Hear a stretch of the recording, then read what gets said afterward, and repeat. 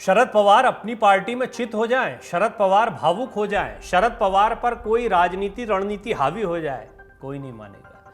शरद पवार भारतीय राजनीति के महाचाणक्य यूं ही नहीं कहे जाते हैं। अपनी पार्टी नहीं, किसी दूसरी पार्टी को भी जरूरत पड़ी तो शरद पवार के ही दर पर पहुंचे, क्योंकि शरद पवार की रणनीतियां नायाब होती हैं।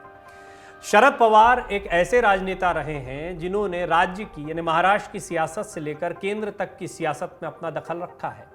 शरद पवार अब भी एक्टिव है और शरद पवार अब भी कुछ सोच रहे हैं।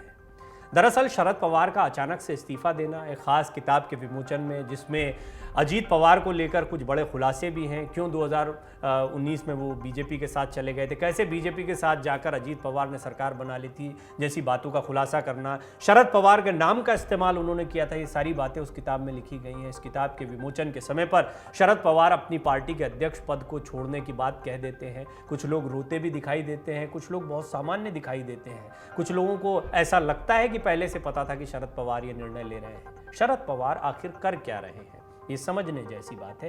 अब थोड़ा समय भी मांगा गया है। क्या शरद पवार ने अपनी ताकत दिखा दी और शरद पवार पार्टी पर अपनी पकड़ को और मजबूत करते दिखाई देंगे? क्या पार्टी में हो रही किसी बगावत को शरद पवार रोकने में कामयाब हो गए? बहुत सारे सवाल हैं, आइए मैं आपको इसके बारे में बताता हूं। लेकिन इस सब के पहले ये समझना भी जरूरी है कि शरद पवार का जो राजनीतिक इतिहास है वो किस तरीके से इस ओर इशारा करता है कि शरद पवार राजनीति के सबसे मंझे हुए खिलाड़ियों में से एक है जो वर्तमान राजनीति को चलाते हैं। शरद पवार ने अपने इस्तीफे में कई भावनात्मक बातें भी कही। शरद पवार ने कुछ दिनों पहले भी इसको लेकर इशारा किया था। पवार ने यह ऐलान पार्टी की बैठक के दौरान किया। शरद पवार के इस कदम को सियासी नजरिए से भी देखा जा रहा है, क्योंकि शरद पवार ऐसे नेता हैं जो यूं ही कुछ कहते या यूं ही कुछ करते नहीं है। शरद पवार को राजनीति का चाणक्य ऐसे ही नहीं कहा जाता। आइए उनके सियासी सफर के कुछ दिलचस्प कदम आपको बताते हैं, जिससे आपको यकीन हो जाएगा कि शरद पवार राजनीति के चाणक्य क्यों माने जाते हैं। शरद पवार महाराष्ट्र ही नहीं बल्कि देश के बड़े नेताओं में से एक हैं। महज 27 साल की उम्र में शरद पवार विधायक बन गए थे। उनका सियासी सफर 50 साल से भी ज्यादा का है। ऐसे में आज हम आपको उनके सियासी सफर की कहानी बताते हैं, कैसे उन्होंने राजनीति में कदम रखा और देश के सबसे बड़े नेताओं की सूची में शुमार हो गए। पुणे में जन्म हुआ, मां ने भी चुनाव लड़ा था। 82 साल के शरद पवार का जन्म 12 दिसंबर 1940 को पुणे के बारामती में हुआ था। उनके पिता एक कोऑपरेटिव सोसाइटी में वरिष्ठ पद पर थे। मां स्थानीय निकाय चुनाव लड़ने वाली इकलौती महिला थी। पूर्व क्रिकेटर सदाशिव शिंदे की बेटी प्रतिभा शरद पवार की पत्नी है। एक इंटरव्यू में प्रतिभा ने बताया था कि शादी से पहले शरद पवार ने एक ही संतान पैदा करने की शर्त रखी थी। 1967 से 90 तक शरद बारामती सीट पर काबिज रहे। उसके बाद से ये सीट उनके भतीजे अजीत पवार के पास है। शरद पवार की बेटी सुप्रिया सुले साल 2009 से बारामती की सांसद हैं। केवल 27 साल की उम्र में शरद पवार विधायक बन गए थे, यानी कि बहुत ही छोटी उम्र में उनके राजनीतिक जीवन में उनको काफ़ी बड़ा पद मिला था। विधायक बनना 27 साल की उम्र में ये छोटी बात नहीं होती है। बेहद कम उम्र में अच्छी पकड़ बना ली। 27 साल के थे तब पहली बार विधायक चुन लिए गए। साल 1967 में वो पहली बार विधायक बने। इसके बाद शरद पवार सियासत की बुलंदियों तक पहुंचे। सियासत में उनके शुरुआती संरक्षक तत्कालीन दिग्गज नेता यशवंतराव चव्हाण माने जाते हैं। इंदिरा जी से भी बगावत की जो खबर है वो और बात है उसको जानने समझने जैसी है। आज के लोग बहुत कम जानते होंगे, लेकिन शरद पवार की तूती बोलती थी एक समय पर। आपातकाल के दौरान शरद पवार ने तत्कालीन प्रधानमंत्री इंदिरा गांधी से बगावत करती थी। इंदिरा से बगावत करने के बाद पवार ने कांग्रेस छोड़ दी थी। साल 1978 में जनता पार्टी के साथ मिलकर महाराष्ट्र में सरकार बना ली, राज्य के मुख्यमंत्री बन गए। साल 1980 में इंदिरा सरकार की जब वापसी हुई तो उनकी सरकार बर्खास्त कर दी गई। तब 1983 में शरद पवार ने कांग्रेस पार्टी सोशलिस्ट का गठन किया था। उस साल हुए लोकसभा चुनाव में शरद पवार पहली बार बारामती से चुनाव जीते, लेकिन साल 1985 में हुए विधानसभा चुनाव में उनकी पार्टी को मिली 54 सीटों पर जीत ने उन्हें वापस प्रदेश की राजनीति की ओर खींच लिया। शरद पवार ने लोकसभा से इस्तीफा देकर विधानसभा में विपक्ष का नेतृत्व किया। राजीव गांधी के दौर में दोबारा कांग्रेस में आ गए थे शरद पवार। साल 1987 में वो वापस अपनी पुरानी पार्टी कांग्रेस में आ गए। तब राजीव गांधी प्रधानमंत्री थे। पवार उन दिनों राजीव गांधी के करीबी बन गए। पवार को साल 1988 में शंकर राव चव्हाण की जगह सीएम की कुर्सी मिली। चव्हाण को साल 1988 में केंद्र में वित्त मंत्री भी बनाया गया। 1990 के विधानसभा चुनाव में 288 सीटों में 141 पर कांग्रेस की जीत हुई, लेकिन राजनीति के माहिर खिलाड़ी शरद पवार ने 12 निर्दलीय विधायकों की मदद से सरकार बनाने में कामयाबी हासिल की। इसके बाद पवार तीसरी बार मुख्यमंत्री बनने में कामयाब रहे। फिर पीएम पद के उम्मीदवार भी बन गए थे शरद पवार। बात साल 1991 की है। तत्कालीन प्रधानमंत्री राजीव गांधी की हत्या हो गई, देश भर में अजीब हालात हो गए, प्रधानमंत्री पद को लेकर चर्चाएं होने लगी। तब शरद पवार का नाम उन 3 लोगों में आगे आया जिन्हें कांग्रेस के अगले प्रधानमंत्री के उम्मीदवार के तौर पर देखा गया। पवार के अलावा इस दौड़ में नारायण दत्त तिवारी और पीवी नरसिम्हा राव शामिल थे।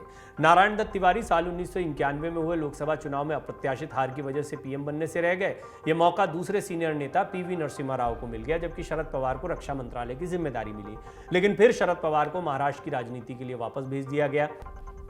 सोनिया गांधी से विवाद और फिर कैसे एनसीपी का गठन हुआ, ये भी जानना दिलचस्प है। ये हाल का घटनाक्रम है। तो आप सोचते हैं एनसीपी तो उनकी बहुत हाल की राजनीति, ये बात साल 1998 की है।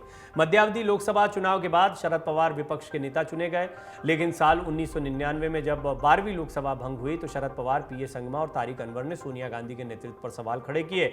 पवार और कुछ अन्य नेता नहीं चाहते थे कि विदेशी मूल की सोनिया पार्टी का नेतृत्व करें, यानी वो खुद नेतृत्व करना चाह रहे थे। इसको इस तरीके से भी देखा गया, पीएम फेस अब वो बनना चाह रहे थे। सोनिया का विरोध करने के चलते पार्टी से उन्हें निष्कासित कर दिया गया। कांग्रेस से निष्कासन के बाद शरद पवार ने नेशनलिस्ट कांग्रेस पार्टी, जिसको आप एनसीपी के नाम से जानते हैं, का गठन किया।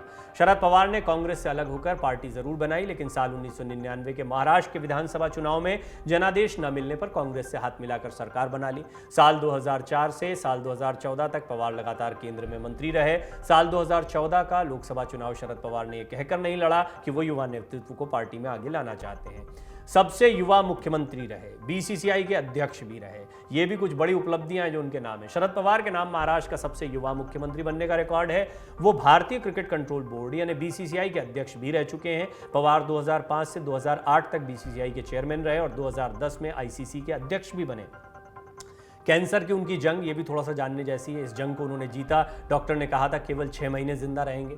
शरद पवार ने कैंसर से जंग जीती है। एक टीवी चैनल में पवार ने बताया कि 2004 के लोकसभा चुनाव के दौरान उन्हें कैंसर का पता चला था। इलाज के लिए न्यूयॉर्क गए थे। वहां के डॉक्टर्स ने भारत के ही कुछ एक्सपर्ट्स के पास जाने को कहा था। तब कृषि मंत्री रहते हुए पवार ने 36 बार रेडिएशन का ट्रीटमेंट लिया था। ये बहुत दर्दनाक था। उन्होंने इंटरव्यू में बताया था कि सुबह 9 से 2 बजे तक वो मंत्रालय में काम करते थे, फिर 2:30 बजे अपोलो हॉस्पिटल में कीमोथेरेपी लेते थे। इतना दर्द होता था कि घर जाकर सोना पड़ता था। इसी दौरान एक डॉक्टर ने उनसे कहा था कि जरूरी काम पूरे कर लें, आप सिर्फ 6 महीने और जी सकेंगे। पवार ने डॉक्टर से कहा था कि मैं बीमारी की चिंता नहीं करता, आप भी मत करो। पवार ने लोगों को नसीहत दी थी कि कैंसर से बचना है तो तंबाकू का सेवन तुरंत बंद कर दें। पत्नी के सामने उन्होंने बच्चे की जो शर्त रखी थी वो भी थोड़ा सा बता देता हूँ। शुरुआत में इसका जिक्र किया। एक इंटरव्यू में उन्होंने बताया था कि शादी से पहले उन्होंने अपनी पत्नी प्रतिभा पवार के सामने एक ही संतान पैदा करने की शर्त रखी। उन्होंने कहा था कि हमारी एक ही संतान होगी, चाहे वो लड़का हो या लड़की। इसके बाद 30 जून 1969 को पुणे में सुप्रिया का जन्म हुआ। अजीत पवार उनके भतीजे हैं, लेकिन बेटे से कम नहीं माने गए। लेकिन यही अजीत पवार राजनीति में अब उनके सबसे बड़े प्रतिद्वंदी के तौर पर कई लोगों द्वारा देखे जाते हैं। अजीत पवार को बहुत प्रेम करते हैं शरद पवार, ये किसी से इनकार नहीं किया जा सकता। एनसीपी के लिए अजीत पवार भी जरूरी हैं, ये भी इनकार नहीं किया जा सकता। शरद पवार को यही तो माना जाता है मास्टर। वो अजीत पवार को छोड़ते भी नहीं हैं और अजीत पवार की चलने भी नहीं देना चाहते हैं। क्या ये एक सवाल है, ये मैं आपके सामने भी रखता हूं।